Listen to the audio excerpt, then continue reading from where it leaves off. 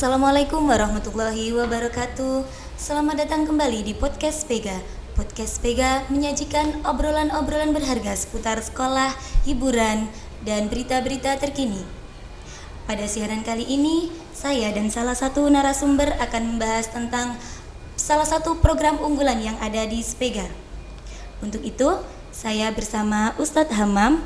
Ustadz Hamam adalah salah satu pembina dan koordinator program BTQ yang ada di Spega. Assalamualaikum, selamat pagi Ustadz Hamam. Waalaikumsalam, selamat pagi juga. Baik Ustadz Hamam, bisa dijelaskan apa itu BTQ dan mengapa program BTQ termasuk salah satu program unggulan yang ada di Spega? Jadi program BTQ itu salah satu program unggulan ya di Spega. BTQ itu baca tulis Al-Quran ya. Karena di SMP Negeri 3 Tuban ini kan menjadi salah satu pionir ya sekolah pengembang PAI untuk membantu anak-anak menunjang mereka di dalam bacaan Al-Qur'annya, mengajinya ya. Maka SMP 3 mengadakan atau menjalankan program yang luar biasa, yaitu baca tulis Al-Qur'an. Dan program ini dilaksanakan salah satunya bertujuan supaya anak-anak yang selama ini ya mungkin sudah jarang mengaji, yang mungkin belum bisa mengaji ya, bahkan yang belum hafal surat-surat pilihan, di program ini dijalankan. Dan alhamdulillah selama program ini berjalan ya, mendapat dukungan yang luar biasa dari seluruh keluarga besar Spega ya, dan pastinya dari Bapak Ibu wali murid ya. Mereka sangat senang, mereka sangat bangga dengan adanya program ini karena mereka merasa terbantu dengan adanya program ini. Seperti itu. Oh iya, jadi itu gambaran tentang BTQ, program yang ada di Spega ini.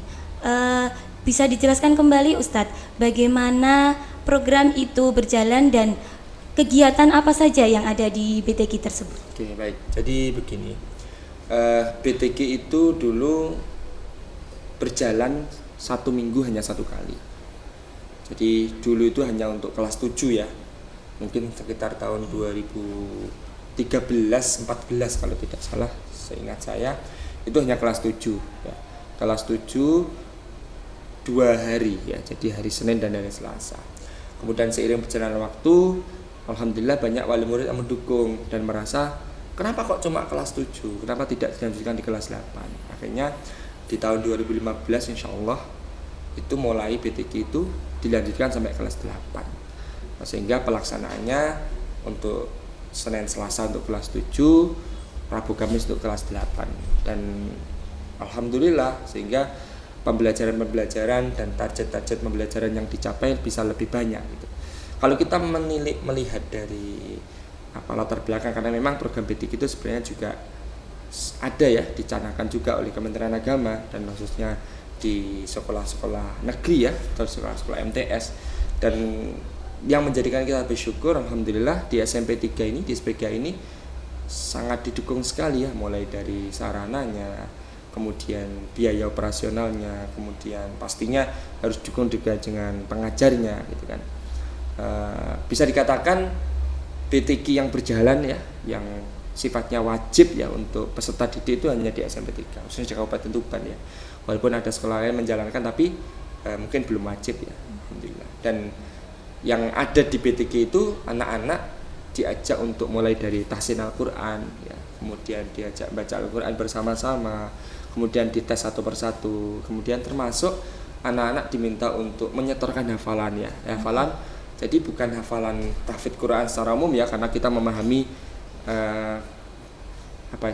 kualitas atau juga kemampuan anak SMP negeri mungkin tidak sama dengan anak-anak yang di pesantren ya atau di MTS. Sehingga surat-surat pilihan aja yang kita minta mereka hafalkan yang ada di juz 30 itu ya, termasuk doa sehari-hari.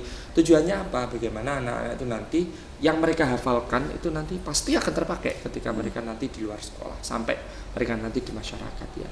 Termasuk bagaimana anak-anak diminta untuk latihan belajar untuk menulis Arab ya, menulis surat ya, menulis Al-Quran, kebiasaan menulis Al-Quran ya, termasuk mendengarkan, kemudian termasuk juga bagiannya ada juga imla ya, mendikte Arab ya, kemudian setoran hafalan, setoran membaca, ya, banyak sekali program-program yang jarah.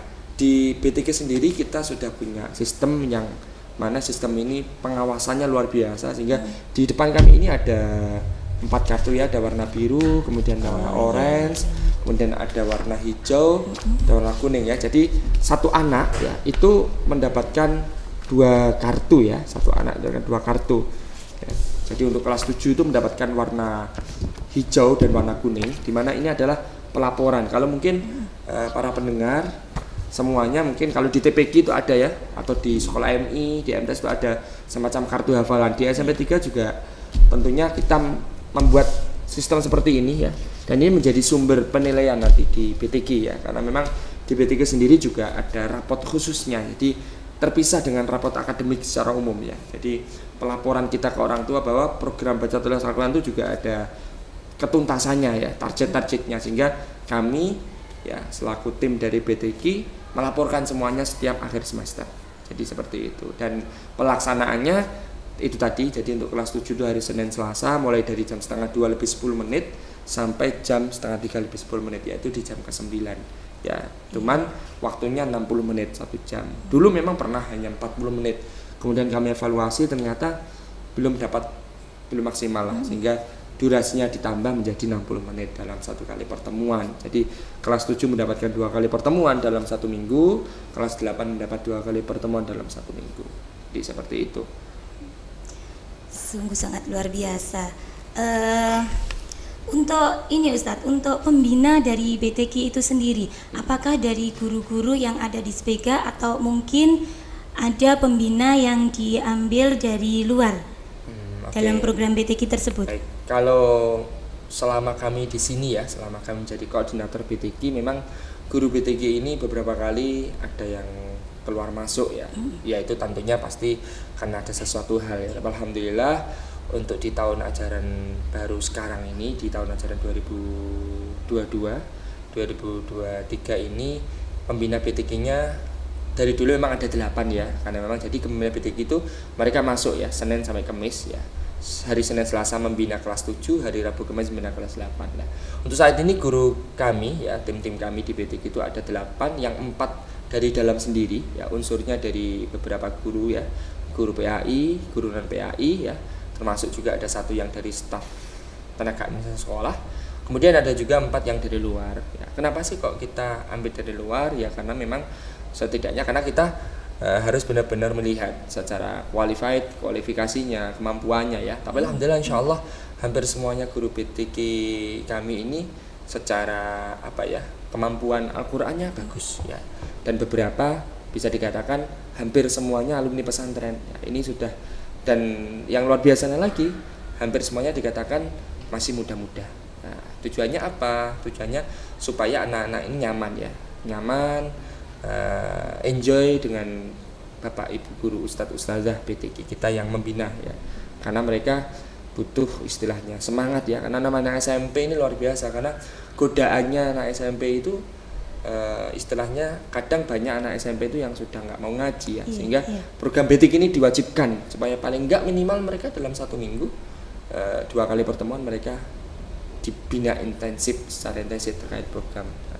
Untuk guru sendiri tadi, masalah guru tadi ya, itu tadi ada dari dalam sekolah, itu mereka paginya itu dinas di SMP 3 ya. Kalau yang dari luar ada 4, jadi mereka datang ke sekolah hanya saat program BTK saja. Seperti itu. Baik Ustadz, bisa dijelaskan kembali Ustadz, bagaimana dampak positif terhadap anak-anak dengan adanya program BTK tersebut? Oke, untuk dampak anak-anak tentunya kalau kita melihat ya sangat senang ya, dan pasti mereka, kalau kita membuat program ini pasti punya misi ya, artinya bagaimana mereka itu selalu ingat dengan Al-Quran, mereka masih mau mengaji ya, walaupun secara kemampuan pasti berbeda ya, tapi dengan program BTK ini akhirnya anak-anak yang dia tahu bahwa mereka harus menghafalkan, otomatis di rumah mereka persiapan, otomatis di rumah mereka akan membuka Al-Quran, otomatis mereka di rumah akan persiapan untuk menghafalkan di hari-hari sebelum BTK. Artinya mereka di rumah masih ingat dengan Al-Quran, mereka akhirnya suka dengan Al-Quran, mereka akhirnya senang mengaji, senang membaca Al-Quran ya. Termasuk jika nanti ada tugas-tugas yang berhubungan dengan BTK, akhirnya mereka pikirannya, dirinya itu akan terpaut ya, terikat dengan Al-Quran itu sendiri. Jadi memang ya kita namanya mendidik di sekolah ya, apalagi di SMP Negeri 3 Tuban ini semuanya butuh perjuangan luar biasa. Nah, dengan adanya program-program yang sangat banyak, salah satunya program BTG ini, kita punya tujuan, punya impian bahwa bagaimana nanti anak-anak ini setelah ikut program BTG mereka tetap bisa menjaga ngajinya, menjaga hafalannya, ya kan. Kemudian mereka masih tetap mau mengaji. Bahkan kalau kembali ke program pembiasaan pagi, kalau kami itu anak-anak juga harus melaporkan kan, setiap hari ngaji apa tidak, setiap hari membaca Al-Quran atau tidak. Itu juga ada bentuk laporannya tersendiri, termasuk hubungannya dengan sholat 5 waktu mereka di rumah itu juga harus dilaporkan setiap bulannya, khususnya ke Bapak Ibu Guru PAI. Jadi semua program keagamaan di sekolah ini saya terhubung ya, mulai dari tadi sholat duha, kemudian baca sholawat, baca Al-Quran di sekolah, BTG, kemudian pelajaran PAI, semuanya terhubung. Sehingga mereka benar-benar akan memiliki sebuah kesan yang sangat positif dengan SMP Negeri 3 Tuban. Bahkan kami dulu pernah beberapa wali murid ya atau anak-anak itu, bahkan ada yang mengatakan SMP 3 ini sekolah rasa pesantren. Iya. Ini menjadi sebuah syiar Islam yang luar biasa, dan mereka alhamdulillah banyak yang support dan respon dengan SMP Negeri 3 Tuban ya. Baik secara umum program semuanya baik semua ya. Salah satunya di program keagamaan itu sendiri. Oke, jadi intinya ketika mereka pasca ikut BTG, insya Allah mereka akhirnya punya hafalan-hafalan surat-surat pilihan. Ini sudah menjadi kebanggaan tersendiri, apalagi anak-anak yang selama ini belum ngerti doa-doa harian, belum mengerti surat-surat yang harus dihafalkan gitu. Akhirnya mereka tahu dari rincian-rincian tajat-tajat hafalannya. Termasuk ada doa harian yang pasti yang kita minta mereka hafalkan adalah doa-doa yang sering diperhatikan dalam kehidupan sehari-hari. Jadi gitu. Iya. Baik, terima kasih atas waktunya Ustadz Hamam. Harapannya adalah semoga anak-anak selalu istiqomah dalam menjaga hafalannya, menjaga doa-doa harian, dan selalu istiqomah untuk tetap selalu membaca Al-Quran. Dan pastinya juga kami pesan kepada Bapak Ibu wali murid yang mungkin menonton tayangan ini untuk terus dukung dan support ya, bahwa bagaimanapun khususnya yang muslim, mereka kita cetak menjadi generasi Qurani ya. Dan yang non muslim itu juga ada programnya BTA, juga tidak tertinggal. Jadi baca tulis Alkitab itu juga ada yang bina dari guru non muslimnya seperti itu. Sehingga semua tercover, semua anak-anak tercover, supaya mereka bisa memiliki sesuatu yang berbeda dalam dirinya kelak untuk bekal masa depannya nanti.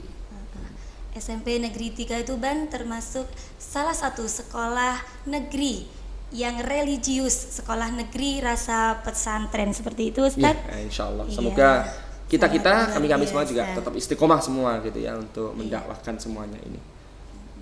Baik, terima kasih sudah menyaksikan siaran pada hari ini. Jangan lupa like, komen, dan subscribe.